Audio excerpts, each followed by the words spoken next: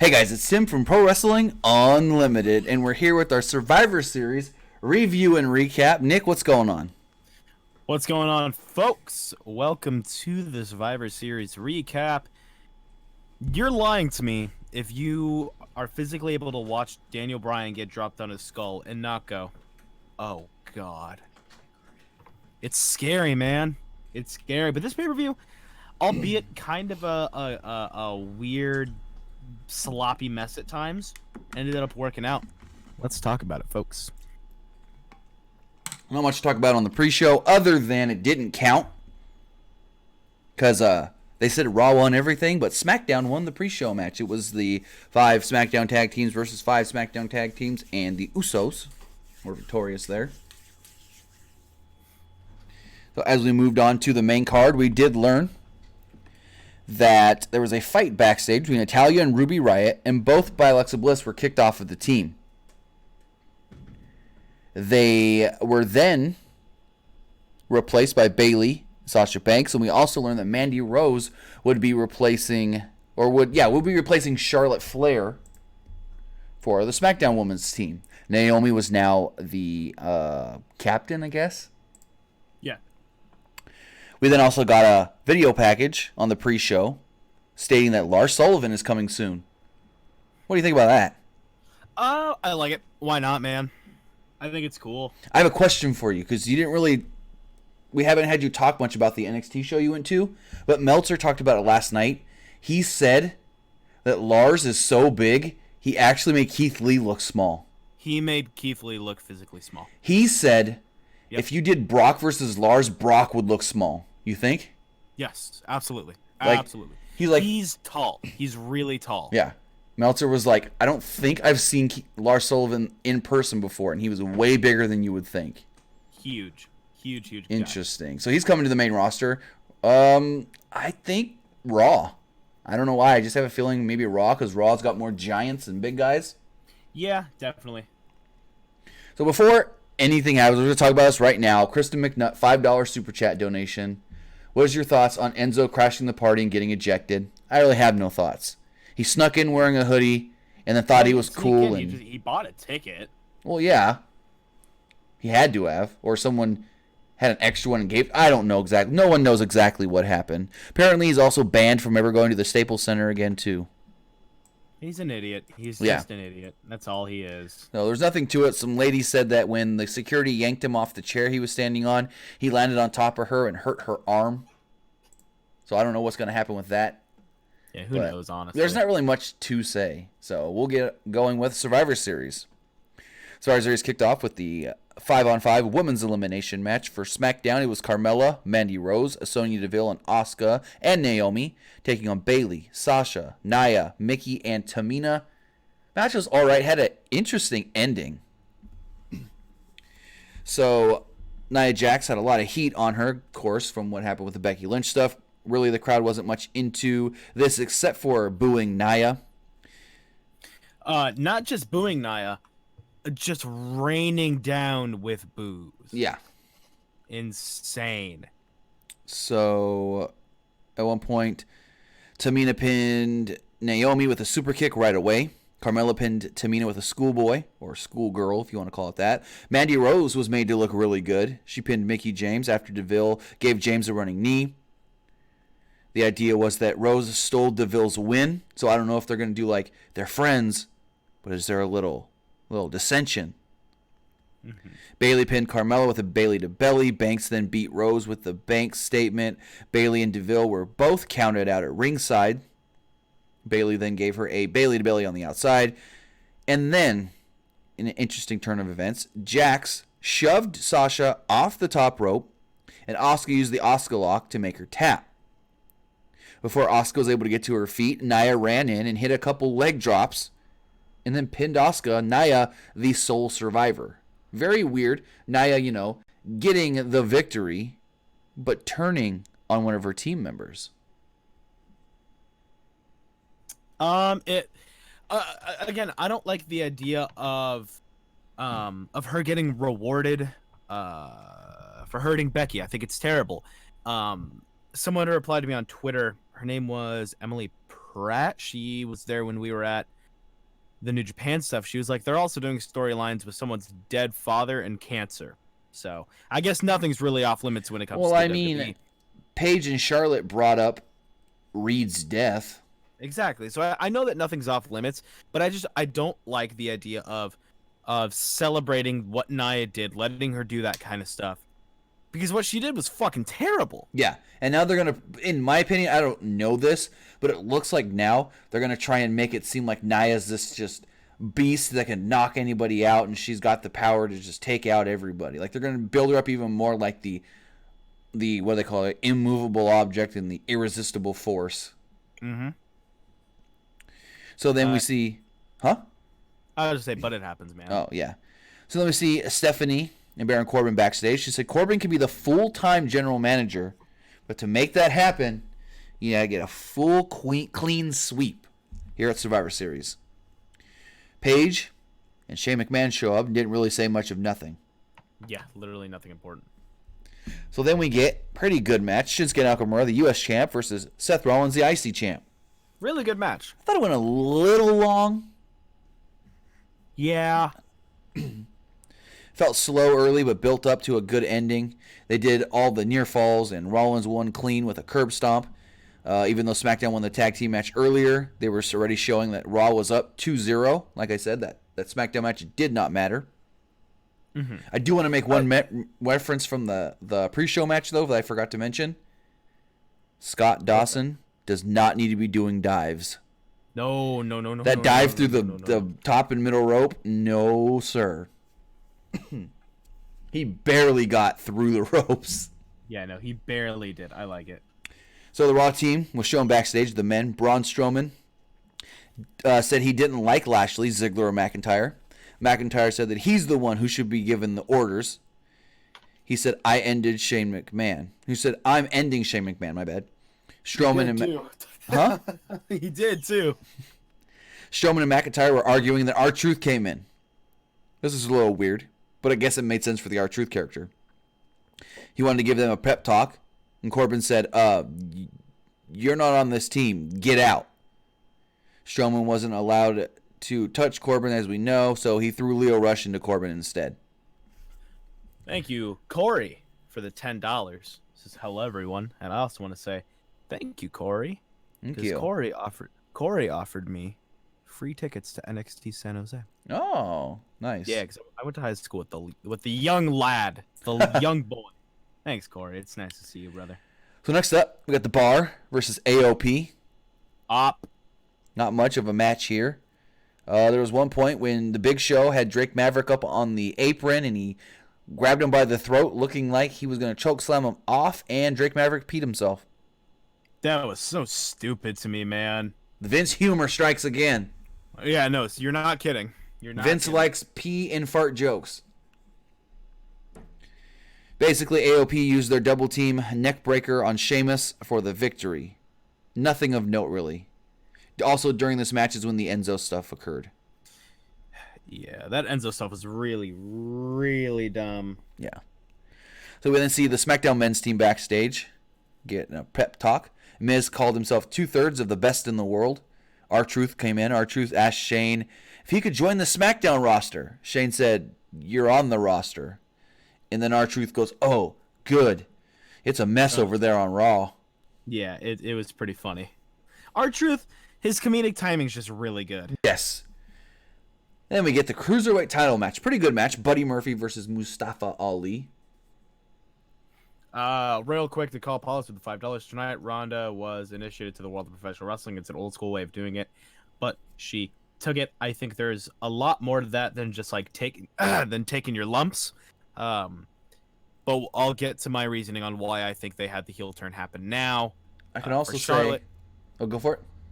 No, I was just gonna say we would probably get to that once we get to that point. But I do see what you mean. Chris Nut with the $3. I'm loving the heel and snapped version of Charlotte. So this was a really good match. Crowd didn't care too much early, but the two guys, Mustafa Ali and Buddy Murphy, really got the crowd into it. A lot of big moves here. Ali used a Spanish fly off the announce table to the floor. That's what really woke the crowd up. Yeah, there was after that there was a very clear 205 live chant. And a "This is awesome" chant after they Yes. didn't even really care about the match before this. Loved it. Loved it. I really hope this made people want to watch. Murphy did retain the championship. He used a V trigger, he used a V trigger as Ali was coming off the ropes. Same thing Kenny Omega did to Phoenix in their match, I think, last weekend. A lot of people watched that match, apparently. Yeah, I heard it was really good. He then would follow that up with his finisher, the Murphy's Law, and pinned Mustafa Ali to retain the title. Quite a badass move that Murphy Law is. So Daniel Bryan was interviewed backstage. Caleb Braxton asked him if he was ready for Brock Lesnar. He didn't answer. He still had 2 cuts on his nose from Tuesday. Mm-hmm. Looked badass. We then get the men's 5-on-5 match. Great match. Early on, McIntyre pinned Joe in 35 seconds to eliminate him, which really got the crowd mad since Joe is from Southern California. I really wish they would have done a little bit more with Samoa Joe in this. It was like last year when Nakamura and Rude got eliminated quick early. I don't know. So Shane McMahon did an elbow drop off of the top rope, putting Strowman through the announce table, which took both men out for a while. I said Nicole Paulus. Chris McNutt with the $2. Jesus Brian or Daniel Christ. There you go. It's also known as. So both men were taken out for a little while. The Mysterio pinned Balor off of a 619 springboard splash. Mysterio and Balor looked great working together. Shane, who was selling, sold like a pro tonight. Yeah. Him and Brock both sold like pros. Selling the huge bump. Did a coast-to-coast on Ziggler and then pinned him. Finish. Saw Strowman make the return. Quickly power slammed Hardy, Mysterio, Miz, Shane in that order and pinned them all in that order. Strowman, McIntyre, Lashley all survived for Raw.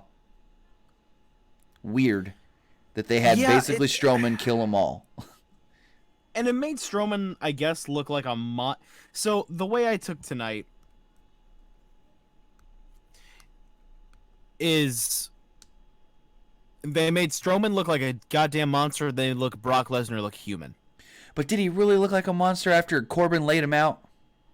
Well, no, of course. I mean, that was bound to happen. He didn't. I don't know if I can say laid him out, but he knocked him out pretty good. And then Corbin, McIntyre, and Lashley all kind of laughed walking up the ramp. So Seth Rollins is being interviewed backstage when he gets the news that at TLC in San Jose on the 16th of December, he will be defending his Intercontinental Championship against Dean Ambrose. And the funny thing about this, he seemed like he had no idea this was happening when yesterday a local radio station here in Fresno announced that as the main event for the San Jose show that they were giving away tickets for. Interesting. I don't know if it's going to be the main event, but they said, WWE comes to the SAP Center in San Jose. We'll be giving away tickets, be caller number da-da-da, and see the main event of Seth Rollins versus Dean Ambrose. You clearly tell the DJ had no clue who or what he was talking about. He was reading them lines. Best part is I'll be there. Yep. Mob. Yes. So then we get Ronda Rousey versus Charlotte Flair.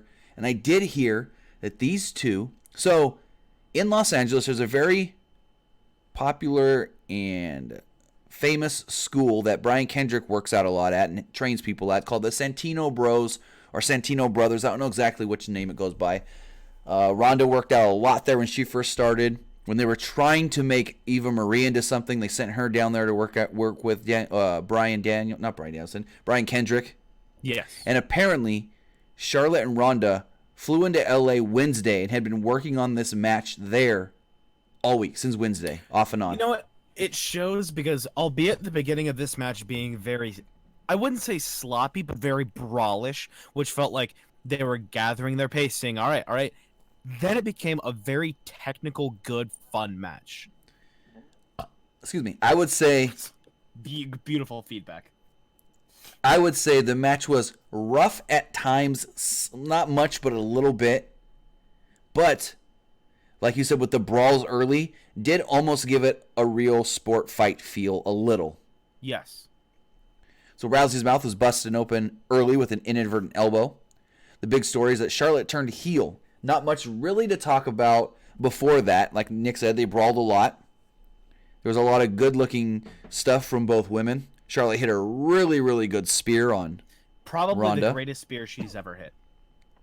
And then at one point, Charlotte got knocked to the outside, and the referee counted to 7, and she slid back in and slid her right back out. So Ronda was like, and keep in mind, Charlotte's in front of the announce tables. So Ronda's like, you know what? I'm not going to wait. I'm going to run out. So she runs out on the opposite side, ramp side of the ring, goes to run around, kind of like, I thought she was going to do the Braun Strowman shoulder check move, the way she was running around the ring. And as she got to Charlotte, Charlotte cracked her right in the ribs with a kendo stick. This turned into one of the more intense beatings post-match, or I guess you call it post-match beatings, I've seen in a little while. Yeah, Charlotte basically pummeled her. Beat her down. If I'm not mistaken, Ronda was bleeding from the ear. I don't know how that happened. It was messed up, man. Bleeding from the ear, bleeding from the mouth. Thank you, Charlotte chants. As Charlotte tries to beat down Ronda with a steel chair, she fights off referees. She knocks John Cone out of the ring. Then she knocks one other referee out who took the most ridiculous, I'm going to try and fall out of the ring bump ever. Yeah. He tried to do the Tranquilo pose for a second, it looked like. But eventually, Charlotte would, after a little bit of, what's going on, I can't get this around your neck, got the steel chair around Ronda's neck and did the whole, I'm going to crush your throat with a chair by stomping on the chair spot. So Charlotte was eventually got out of the ring.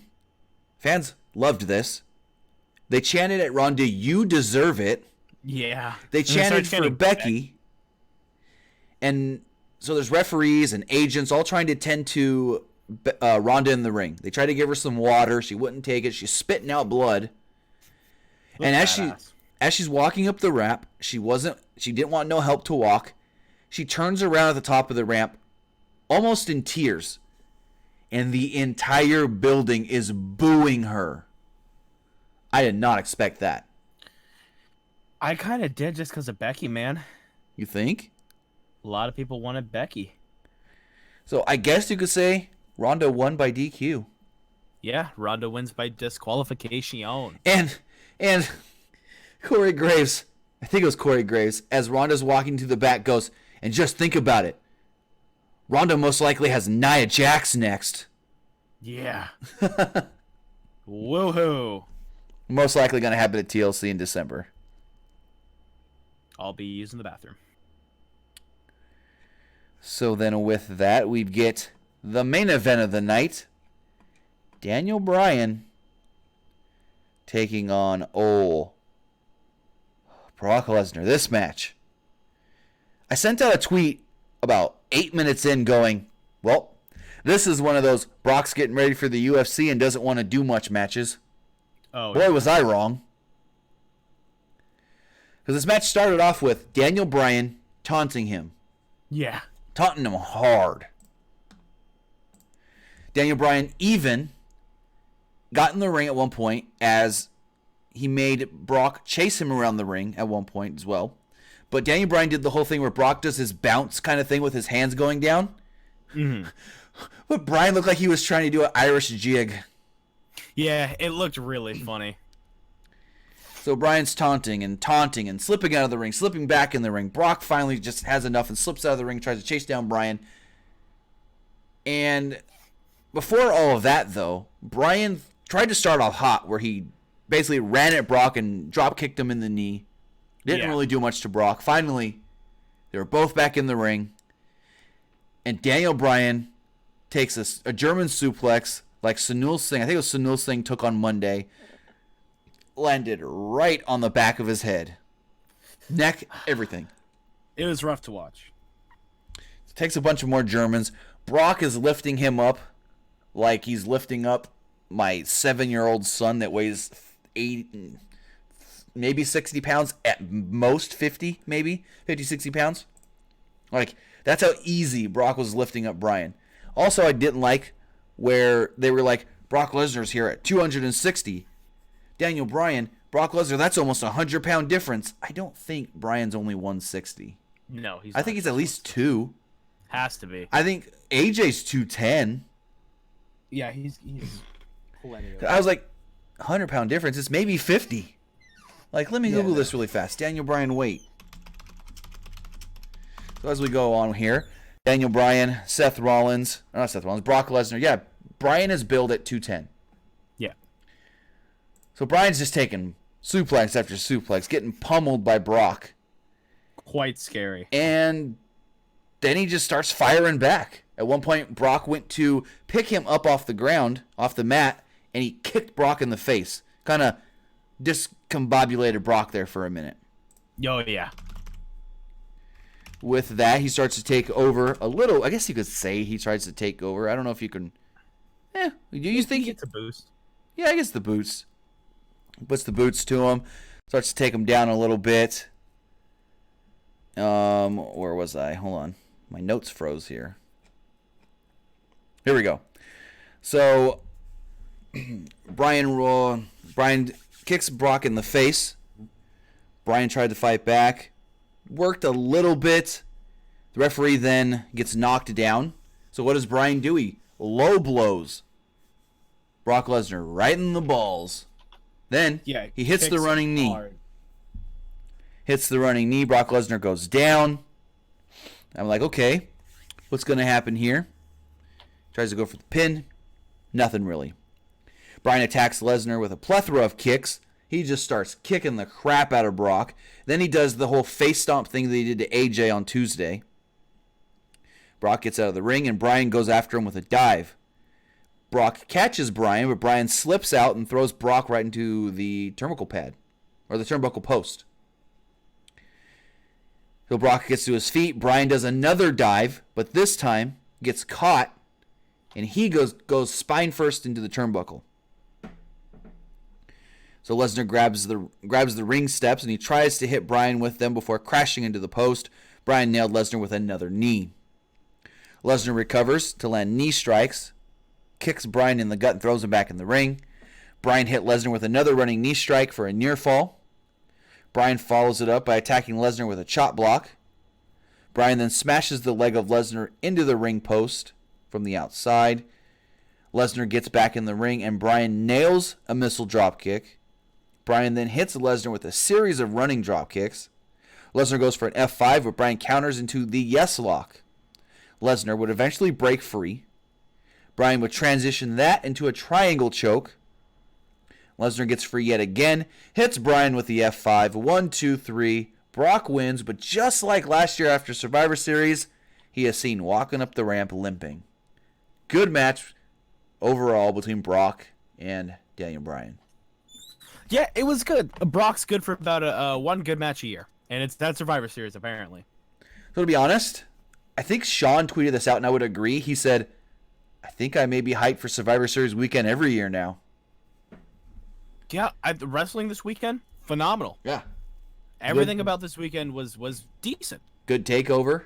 Survivor Series wasn't bad. I mean, you knew they weren't going to have the match quality that Takeover had, but most of the matches were good and accomplished the, I guess, story progression they needed to accomplish. Yeah, and I also really liked the crowd seemed very hot. They seemed to be into the whole thing. Yeah, that's for sure. I've very little complaints about this pay-per-view. And I have 0 complaints about all 570 of you lovely motherfuckers here today. No complaint about all you beautiful people. Guys, if you don't already, you should follow me on Twitter. It's at PWU_Armstrong. Follow us on Twitter at PWUnlimited, Facebook/ProWrestlingULTD. Right here on YouTube. We mentioned Sean earlier. Check him out and all the other great people over at Fightful.com. If you're on Twitter, at FightfulOnline would be there at. Tim, where can they find you? Find me at TimmyBuddy on all social media platforms.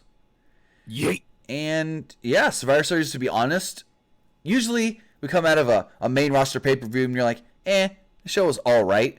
But to be honest, this was better than all right, I thought. Yeah, it was a good show. I mean, 7.5 out of 10. Almost an 8 for me. 8. Yeah. Well, with that, we will be live following tomorrow's Monday Night Raw, where they will start building towards a TLC on December 16th in the SAP Center, San Jose, California. Again, like Nick said, he'll be there. So if you guys want to meet up beforehand or even while the show's going on, you can buy me hot dogs. Because God knows the SAP Center has really expensive. Every arena does. And then they'll try to sell you that $7 souvenir cup with wrestlers on it. Yeah, they sold. They were $5 NXT cups actually. All the NXT ones? Yeah, they're only $5. I didn't buy one. I don't know. I usually get the main roster ones when they come here. They're $7. What? Thank you so much, folks. We'll see you tomorrow. tomorrow for the Monday Night Raw review. Tuesday for the Tuesday, Wednesday for the Wednesday show. You know the deal. Yeah. Love you guys so much. Have a good night.